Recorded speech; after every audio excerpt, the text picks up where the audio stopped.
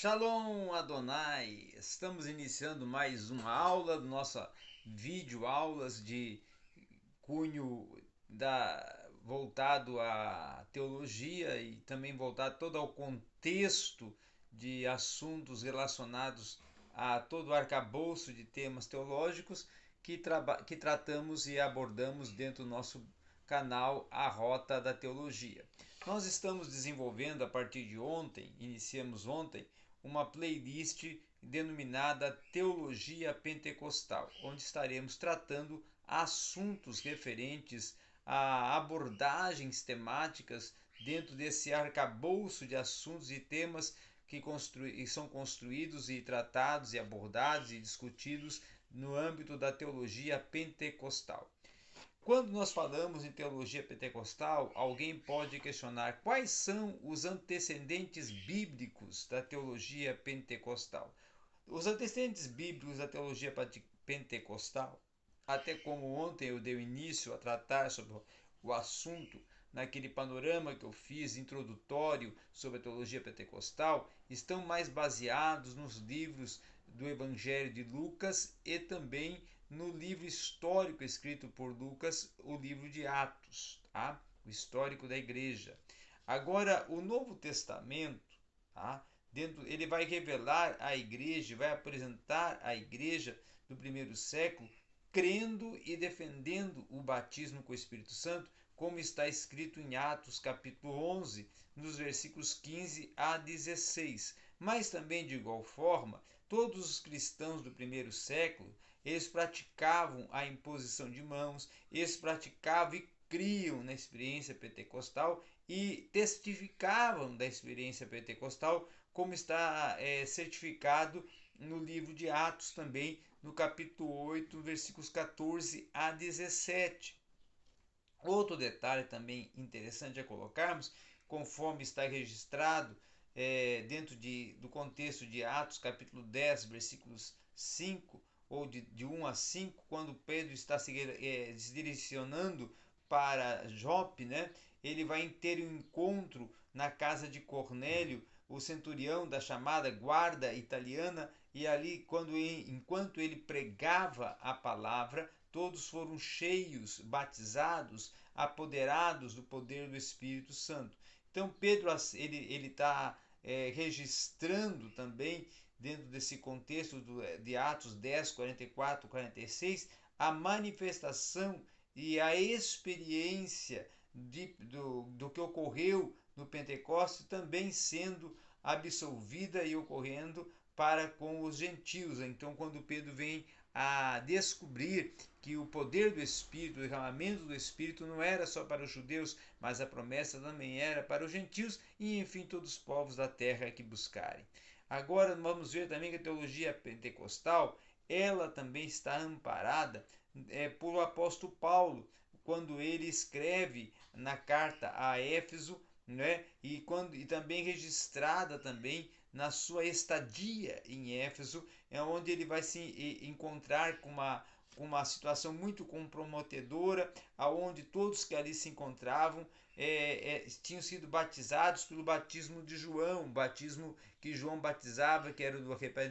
arrependimento, o batismo com água para o arrependimento, e ainda não conheciam, não tinham ouvido falar do batismo com o Espírito. Então, quando o apóstolo Paulo,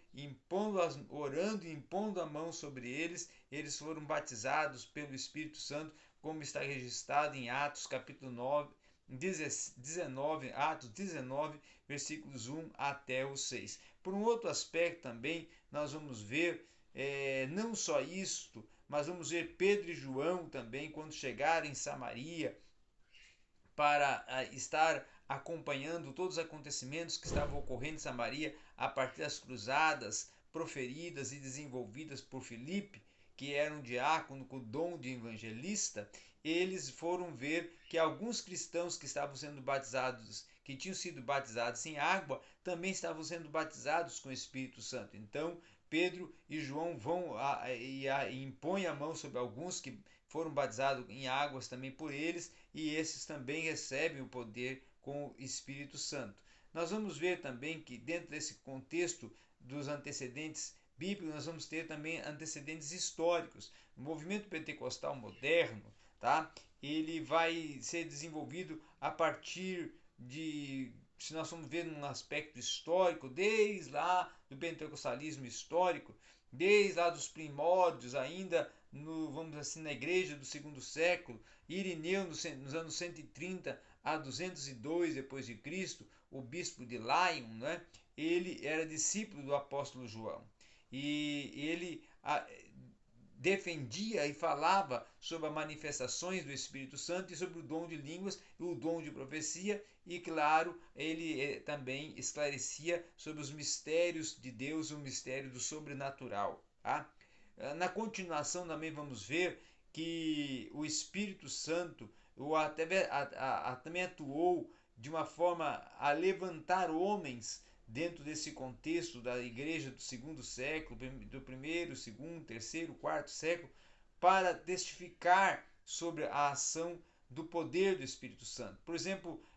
Passônio, tá? 287 a 346 depois de Cristo, ele defende o batismo com o Espírito Santo, o poder do Espírito Santo, e ele vai falar sobre as línguas sobrenaturais, o efeito, o fenômeno da glosolalia, que ele vai estar esclarecendo na igreja entre segundo a terceiro século. Agostinho de Hipona também vai estar falando sobre o falar em novas línguas, né? O fenômeno da glosolalia, e dentro desse contexto também, lá na Idade Média, alguns autores valdenses, alguns autores cádaros, alguns autores frailes e da Europa meridional, e dentro até próprio contexto do protestantismo iniciado a partir de Martim Lutero, vão estar trabalhando e tratando sobre os dons espirituais e abordando sobre os dons espirituais dentro do contexto do continente europeu, dentro da abordagem feita e desenvolvida no arcabouço de assuntos tratados pelos reformadores, né? A partir da proposta da reforma protestante e também todo o desenvolvimento e transcurso dos primeiros anos do protestantismo, os reformadores vão então estar também abordando sobre os dons espirituais. Mark Washington e mais tarde e também John Wesley, né?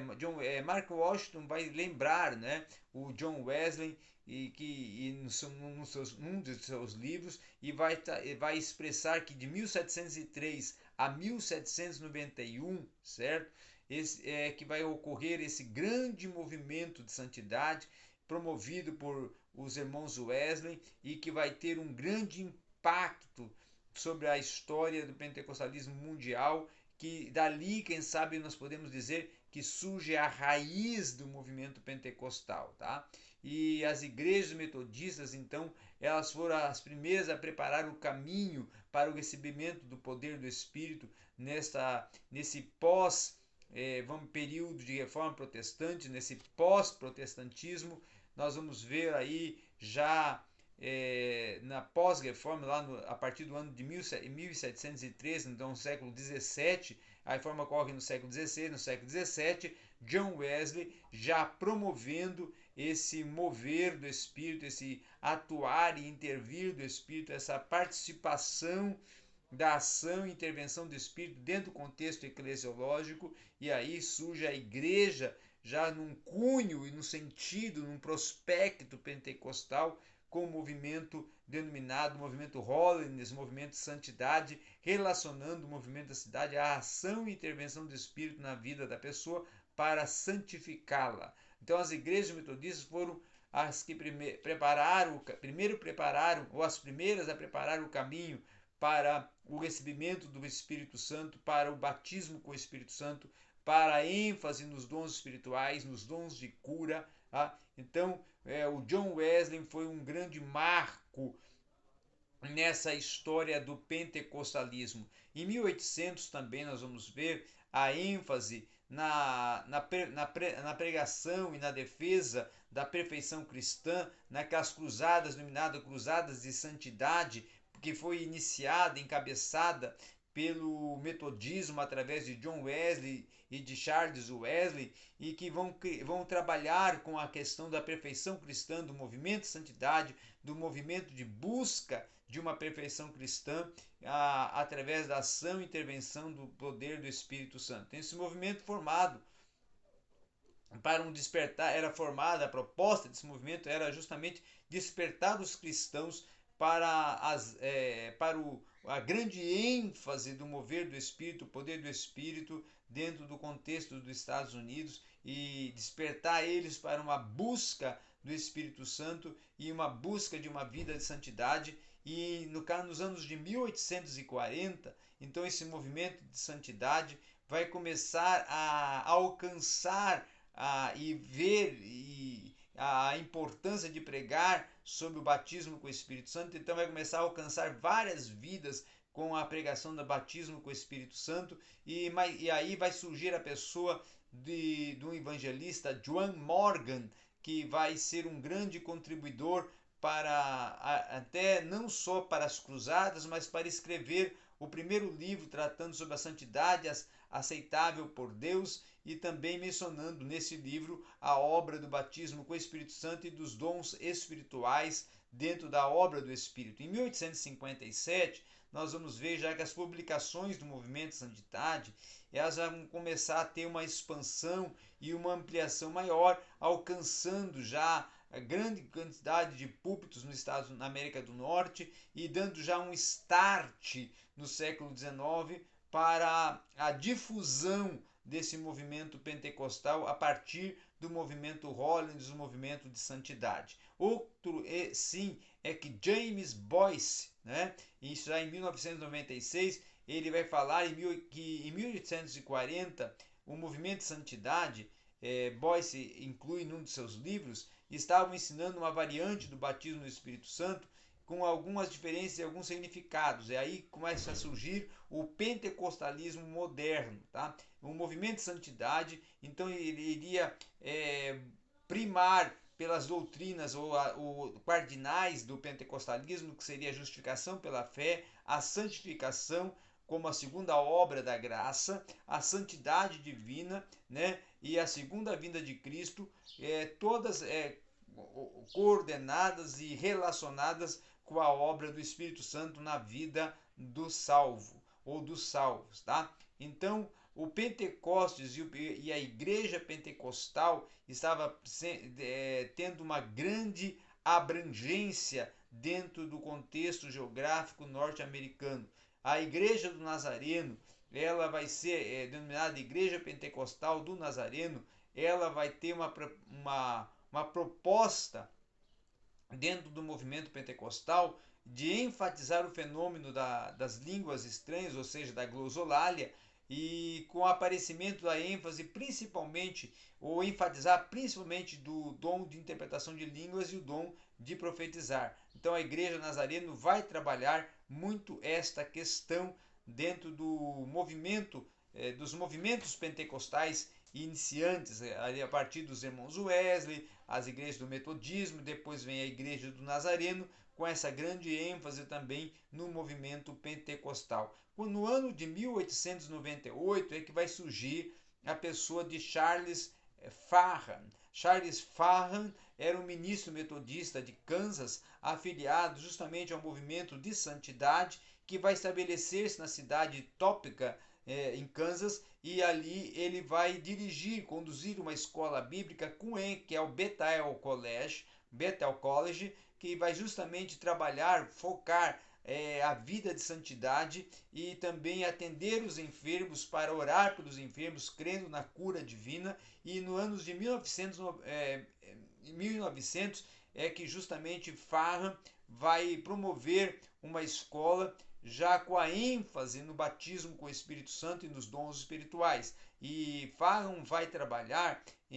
justamente a sua ênfase, né, para fundamentar essa sua escola e a teologia propulsora da sua escola, a teologia lucana, a partir do livro de Atos, a partir das experiências do agir e intervir do Espírito Santo relatadas no livro de Atos. tá? Nos anos de 1900, já no finalzinho do, vamos assim, 1906, 1907, ali já vai ter uma grande proporção já tomada nos Estados Unidos com as ações e intervenções das escolas proferidas e dos estudos proferidos por Charles Farran, e aí vai ter um grande, vamos assim, mover do espírito até chegarmos na pessoa de William Seymour, que vai ser um assunto a tratarmos na próxima, nosso próximo vídeo, nossa próxima aula, aqui no seu playlist sobre a teologia pentecostal. Então hoje fomos até a pessoa de Charles Farran, e na próxima aula vamos entrar a partir de Charles Farran e continuar focando já na conversão e no poder e no mover do Espírito na vida de William Seymour e a igreja resultante do movimento da Rua Azusa, ok? Então era isso que tínhamos para hoje, nesses breves vídeos de relato sobre a teologia pentecostal.